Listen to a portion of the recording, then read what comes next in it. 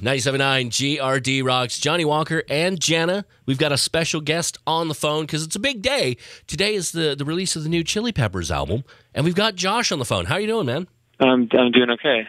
Yourself? We're doing good.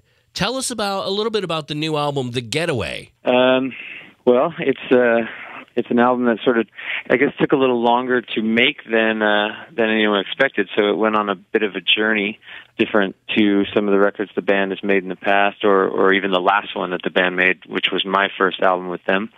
We started writing, and as usual, we wrote together, and we all had ideas, and we were kind of putting songs together. And then we were about to start recording with a new producer for the first time for the band. It would have been the first time the band worked with a new producer in a long time. And Flea broke his arm pretty badly, snowboarding. So we were sort of sidelined for 9 months. And when we picked back up, we started right where we left off, but now the scheduling of the recording was a little broken up or disjointed because of Brian Danger Mouse, the producer's schedule. So yeah, it was just a strange, long journey to make this album. So what I read is that you had that initial batch of songs that you had written, and then when you got with Danger Mouse to produce, he said, "Okay, we're gonna put all those on the shelf, and you're gonna start all over and write all new songs in the studio." How did that go?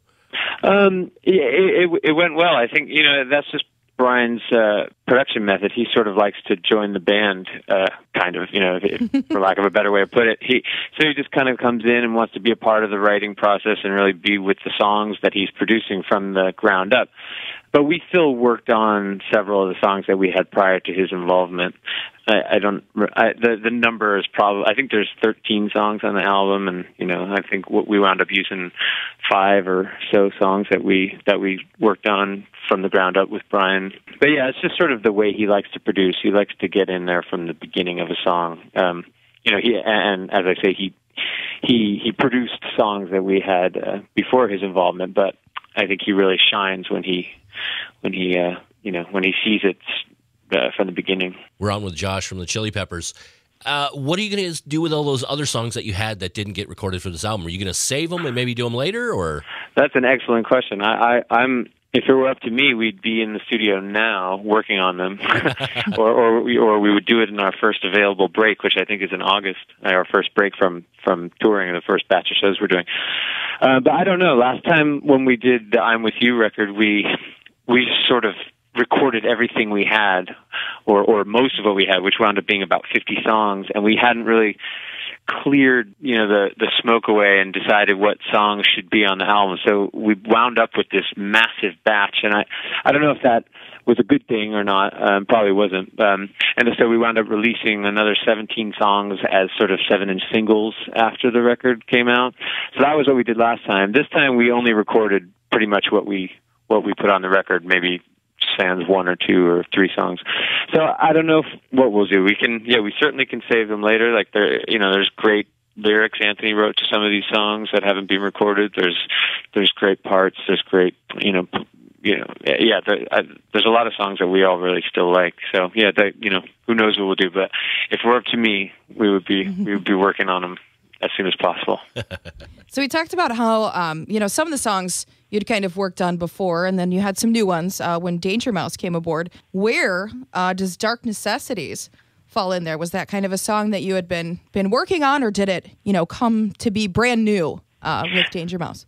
That was one of the ones we did brand new with Brian. I have a hard time calling him Danger Mouse because I've known him for a long time. It's okay. You can call him Brian. That's okay. Yeah, that was one that we did with him in the studio, and I don't even remember the moment it was born. I feel like I arrived and he and Chad had been working on a drum pattern or something, and to be honest, I don't remember exactly how it was born. It either was born out of a drum pattern and then Flea went on top of that with those piano chords, or the other way around, or Flea went first and said, I got this chord progression on the piano that I worked on, that I've been working on the last couple of days or something like that. But I honestly can't say which came first. All I knew is that we had the beginning of a song, and then I ran out and started putting guitar on it. And that's how a lot of the newer songs we worked on with Brian happened. It would start with either a drum beat that he worked on with Chad, or a chord progression that either myself or Flea would bring in, and then the others would paint around that.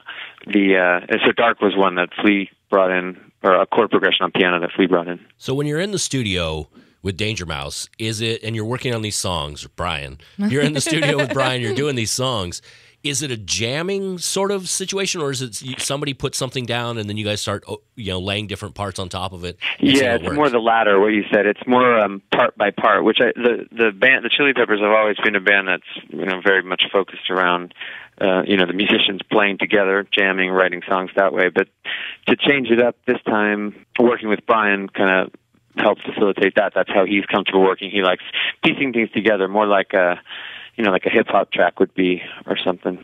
So yeah, often songs would start with Chad on the drums. Even songs that we had prior to Brian's involvement, Chad would go out, they'd get an interesting drum sound or a drum feel, and then we would go on top. There's a few songs on the record that are us playing together live, which is again always how the band worked and how we were still until even up until making the album. I think we were all a little hesitant about not leaning on that message. But Dark and the title track, The Getaway, and these songs were just they were written piece by piece, one inspiring thing after another, which was, it's very fun to do things that way, but it's just different for the band. Now, is this something you're going to keep trying to do, or are you gonna try and stick mostly with the jamming, kind of the way you guys have done it for so long?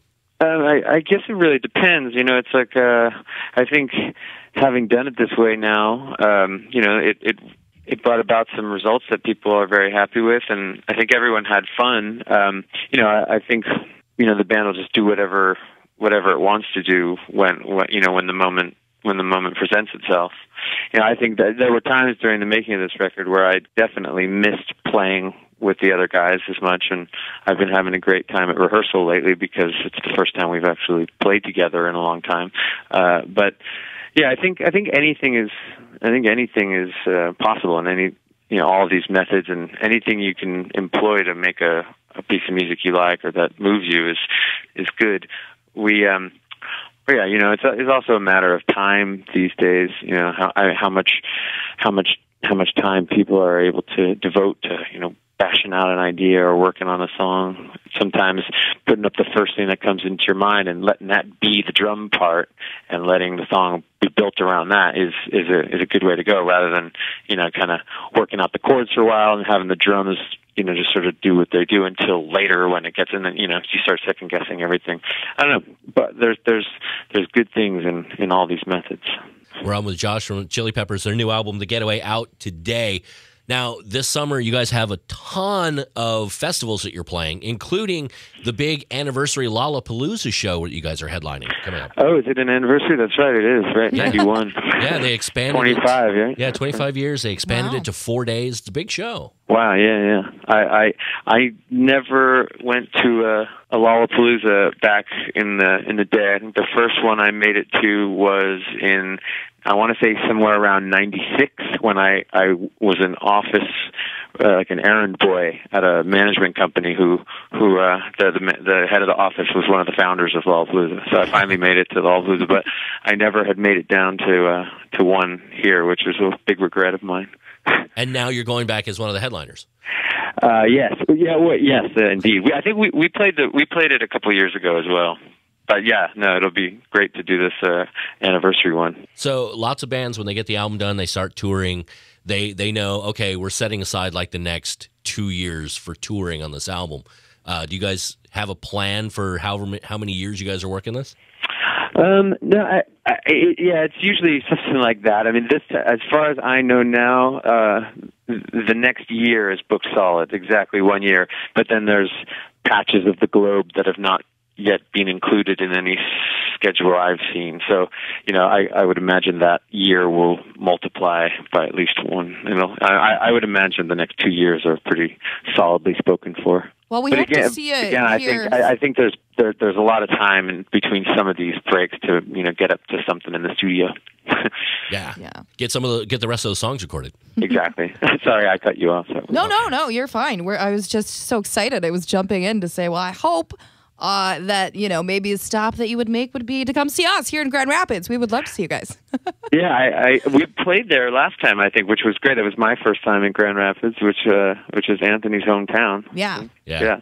And I loved it there. There was a wonderful little shop, like a secondhand sort of curated shop right behind the venue that I bought some pieces of art that I still have next to my desk.